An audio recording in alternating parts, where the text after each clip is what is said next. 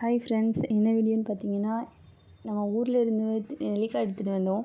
அதான் சரி நிறைய நெல்லிக்காய் இருந்துச்சா வேஸ்ட்டாக போயிருமேன்னு சொல்லி என்ன பண்ணலான்னு யோசிக்கும்போது தேன் நெல்லிக்காய் செய்யலாம் அப்படின்னு சொல்லிட்டு ஒரு பிளான் வந்துச்சு. அதனால தான் நெல்லிக்காவை கழுவிட்டு இட்லி சட்டியில் வச்சு ஸ்டீம் பண்ணி இந்த பாத்திரத்தில் எடுத்து வச்சுருக்கேன். இது இருக்கட்டும், நம்ம அடுத்து இதுக்கு நெக்ஸ்ட்டு என்ன பண்ணலாம் அப்படின்னு சொல்லிட்டு பார்க்கலாம்.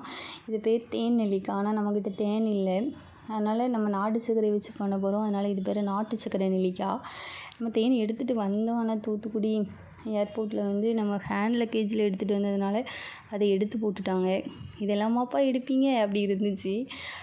மனசு ரொம்ப வலிச்சுது. இட்ஸ் ஓகே அப்படின்னு சொல்லிட்டு மூவ் ஆயாச்சு. 1/2 கேஜ் நெல்லிக்காய்னா 1/2 கேஜ் நாட்டு சர்க்கரை, கொஞ்சமாக தண்ணி ஊற்றி அது மெல்ட் ஆனாலே போதும். அதை வந்து உள்ளே ஊற்றி நம்ம வந்து மூடி வச்சுட்டு ஒரு நாள் கழிச்சு இல்லை 2 நாள் கழித்து சாப்பிட்லாம்.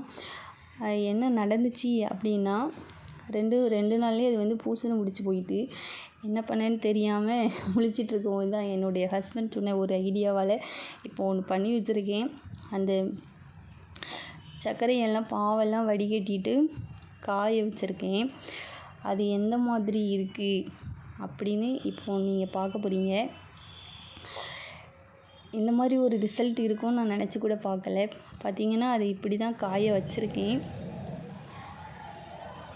இது இன்னும் நல்லா ட்ரை ஆகிற வரைக்கும் காய வச்சுட்டு இது யூஸ் பண்ண முடியுதா இல்லையான்னு அப்படி நெக்ஸ்ட் வீடியோவில் சொல்கிறேன். பாய்.